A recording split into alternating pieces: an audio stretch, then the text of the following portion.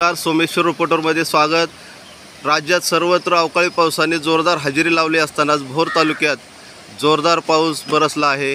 अवकाळी पावसामुळे ओढे नाले खळखळून वाहू लागले आहेत, तर डोंगर दऱ्यांनाही चांगलेच पाणी आले आहे।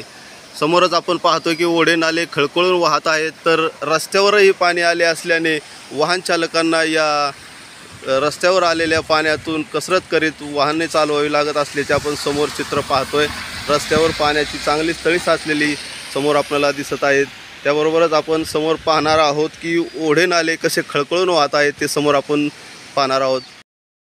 पासून अवकाळी पाऊस खूप बरसत आहे, त्यामुळे सगळे शेतीचे कामं रखडले आहेत। ओढ्या नाल्यांना खूप पूर आलेला आहे। शेतकरी वाट पाहतात की पाऊस कधी थांबेल।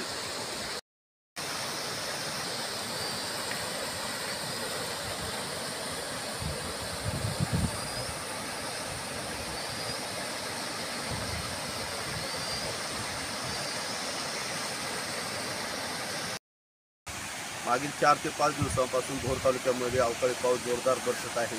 या अवकाळी पावसामुळे तालुक्यातील ओढ्या नाल्यांना चांगलेच पाणी खळखळून वाहू लागले आहे, तर डोंगर दऱ्यांमध्ये पाणी आलेले आहे। तर अवकाळी पाऊस जोरदार झाल्याने शेतामध्ये पाणी साचले आहे। या साचलेल्या पाण्यामुळे शेतकऱ्यांची शेतीकामे पूर्णतः रखडली आहेत। लवकरात लवकर हा पाऊस थांबावा अशी शेतकऱ्यांना आशा लागून राहिली आहे। जर हा पाऊस थांबला तरच खरीप हंगामातील जी शेतीची कामे आहेत ती करण्यासाठी शेतकऱ्यांना वेळ मिळेल असे चित्र सध्या तरी आहे। सोमेश्वर रिपोर्टरसाठी संतोष मस्के, भोर।